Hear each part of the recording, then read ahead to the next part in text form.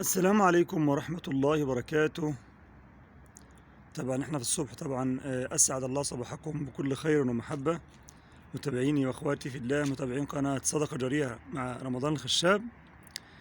طبعا دي جولة صباحية في الصباح الباكر، طبعا لسه يا دوب يعتبر الشروق لسه ما، سبحان الله العظيم، الشمس لسه ما طلعتش. إن شاء الله بإذن الله نسجل لكم بعض جولة خفيفة كده إن شاء الله، زي ربنا ما ييسر لنا الحال بإذن الله، مع بعض آيات من القرآن الكريم. أسأل أعظم رب العرش العظيم أن يجعلها في ميزان حسناتنا وحسناتكم يا رب العالمين. طبعا المنظر رائع طبعا، يعني سبحان الله العظيم، منظر السحاب وكده على وقت الصبح كده، الصبح بدري. بسم الله ما شاء الله. لسه يعني بعد الأنوار لسه ما طفتش وكده، ولو بدري كمان شوية بيكون المنظر أروع.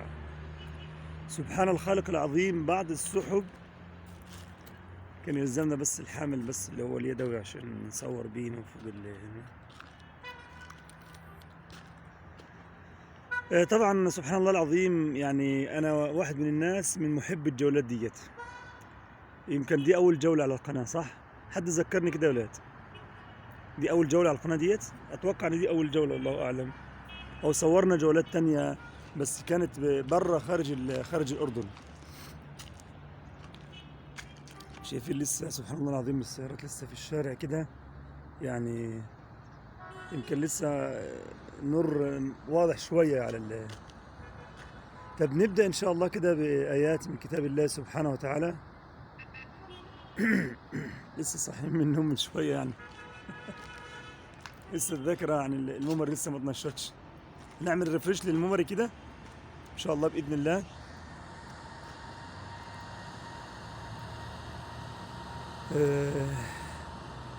استعذ بالله من الشيطان الرجيم إن شاء الله بإذن الله وربنا. أعوذ بالله من الشيطان الرجيم. بسم الله الرحمن الرحيم. تبارك الذي بيده الملك وهو على كل شيء قدير. الذي خلق الموت والحياة ليبلوكم أيكم أحسن عملا وهو العزيز الغفور.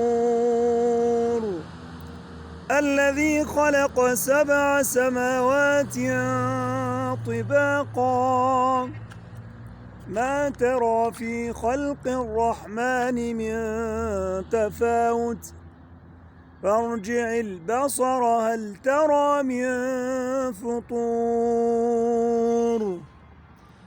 ثم ارجع البصر كرتين ينقلب إليك البصر خاسئا وهو حسير. ولقد زينا السماء الدنيا بمصابيح وجعلناها رجوما للشياطين وأعتدنا لهم عذاب السعير. وللذين كفروا بربهم عذاب جهنم وبئس المصير. إذا ألقوا فيها سمعوا لها شهيقا وهي تفور تكاد تميز من الغيظ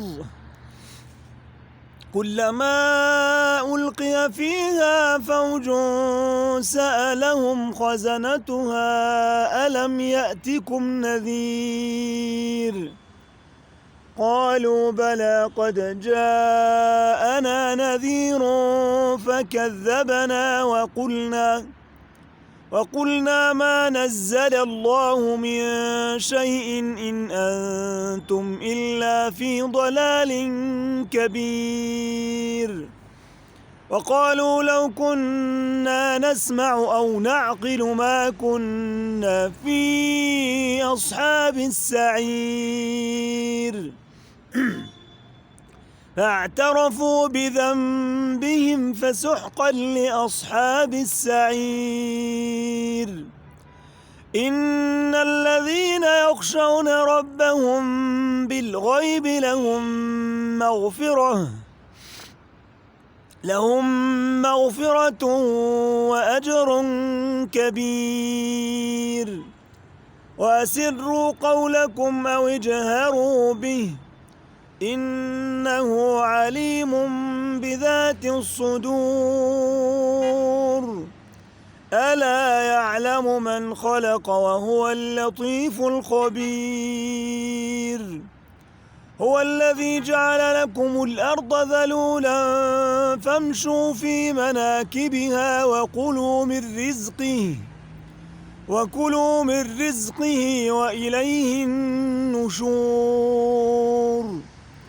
أأمنتم من في السماء أن يخسف بكم الأرض فإذا هي تمور أم أمنتم من في السماء أن يرسل عليكم حاصبا فستعلمون كيف نذير ولقد كذب الذين من قبلهم فكيف كان نكير أولم يروا إلى الطير فوقهم صافات ويقبضن ما يمسكهن إلا الرحمن إنه بكل شيء بصير أمن هذا الذي يرزقكم إن أمسك رزقه بل لجوا في عتو ونفور أفمن يمشي مكبا على وجهه أهدى أمن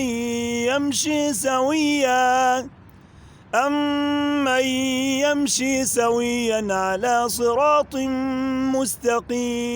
مستقيم قل هو الذي أنشأكم وجعل لكم السمع والأبصار والأفئدة قليلا ما تشكرون قل هو الذي ذرأكم في الأرض وإليه تحشرون